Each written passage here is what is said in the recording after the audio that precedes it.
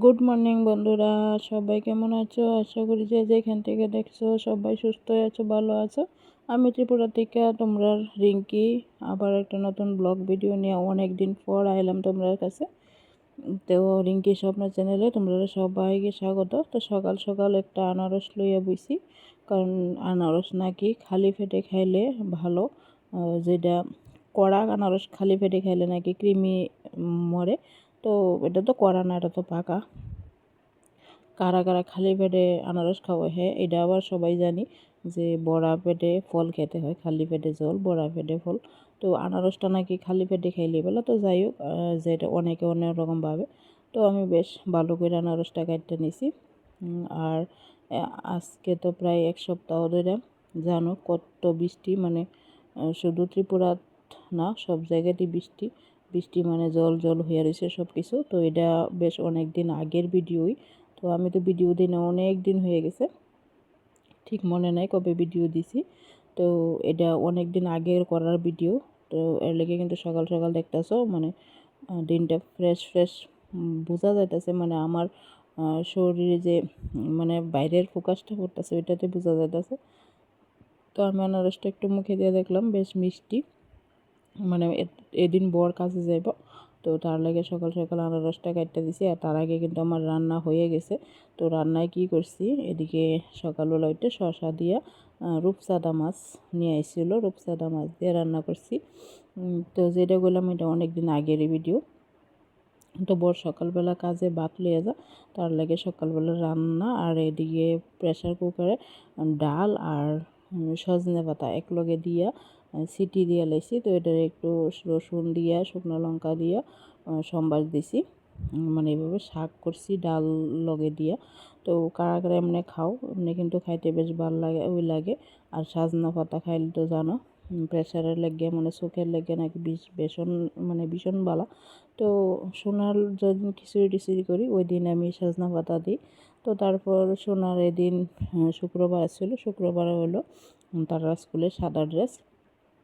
আর সোনা তো এই নার্সারি, তো ওরে নিয়ে স্কুলে যাইতেছি, ওরে নিয়ে আমি দিয়ে আয়া পড়ি। 1.5 ঘন্টা স্কুল হয়। তো আমি 11টার সময় ওরে ঢুকাই দিয়ে তারপর আয়া পড়ি। আবার তো 12টা 20-এ আবার যাই। তো 12:30টার সময় ছাড়ে, তারপর ওরে নিয়ে বাড়িতে আসি। তো আজকে দুপুরবেলা আবার মন চাইতেছে একটু শুটকি ফুরাইয়া ভাত খাইতাম, মানে অনেক দিন ধরে শুটকি ফুইরা ভাত খাই না আমরা।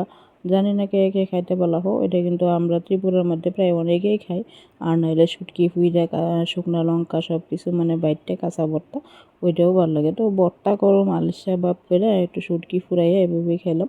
তো এই যে 2টা বাঁশপাতি শুটকি ফুরছি, 3টা শুকনা লঙ্কা ফুরছি, তারপর সাথে নিচে একটা পেঁয়াজ লবণ, এক থালা ভাত খাওয়া শেষ, মানে নিমেষে শেষ। তো সন্ধ্যার দিকে লইয়া বললাম 2টা বাঁশ করুল। আর তোমরা কারা কারা বাঁশ করুল খাইছো? বাঁশ তো অনেকেই খাও, অনেকভাবে বাঁশ খাও।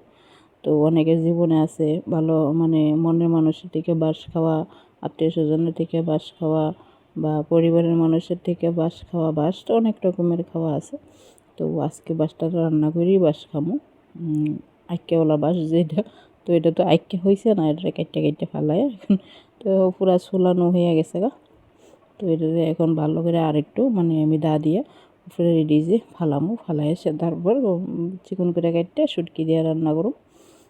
আসলে শুটকি দিয়ে বড়টা খাইছি, ছোটোটা রেখে দিছি। ছোটোটা মাংস দিয়ে রান্না করছি, সেটা তোমরা লগে শেয়ার করছি না কি করছি না মনে নেই আমার, ঠিক আছে। তো এদিকে দেখো এটা নিয়ে এসেছিলো, এটা মনে হয় অন্য আরেক দিনের ভিডিও, মানে এটার মধ্যে আমি যোগ দিছি, নাহলে খুবই ছোট্ট হইতেছে, তার মধ্যে তো 7 মিনিট হয়েছে। তো এটা একদিন মাংস নিয়ে এসেছিলো।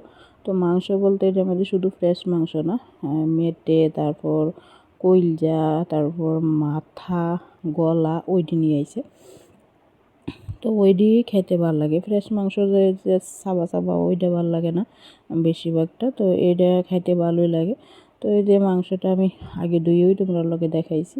তারপরে দিকে মশলাটা কষায় নিছি, একদম তেল কম দিয়ে রান্না করতেছি, কারণ এটার মধ্যে বেশ অনেকটাই তেল উঠে, কারণ এটা তো মানে তেল তেল জিনিসই আছে মোটামুটি। তো এদিকে দিলাম কয়টা দেশি আলু, একটা সাথে এমনি আলু আসছিল, মানে বড় গুল আলুটি, ওইটা একটা আলু দিছি। আর সব দেশি আলু দিছি, একদম শুকলা সুদ্ধা। দেখো, তো এটা রান্নাটা আর বেশি শেয়ার করছি না। তারপর কষানো টষানো কইরা তারপর তোমরা লোকে একটু একটু শেয়ার করছি। খাইতে বেশ ভালোই লাগছে। আর এখন তো এক সপ্তাহ ধরে বৃষ্টি, বৃষ্টির মধ্যেও মাংস টাংস খাইতে ভালো লাগে, তবে বৃষ্টির মধ্যে খিচুড়ি খাইতেই ভালো লাগে।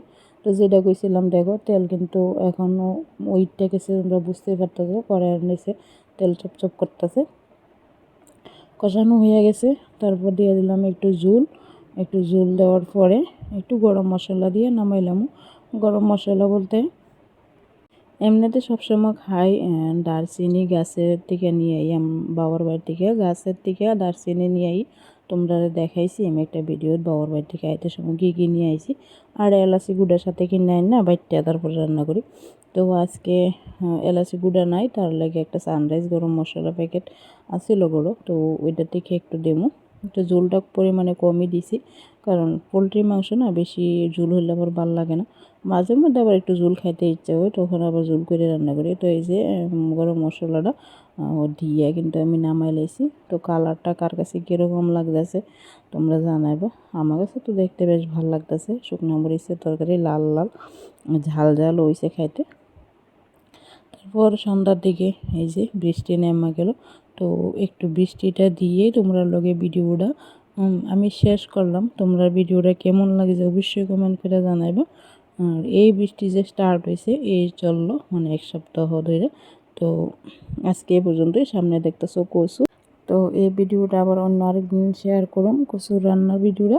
তো আজকে এই পর্যন্তই, সবাই সুস্থ থেকো, ভালো থেকো, টাটা।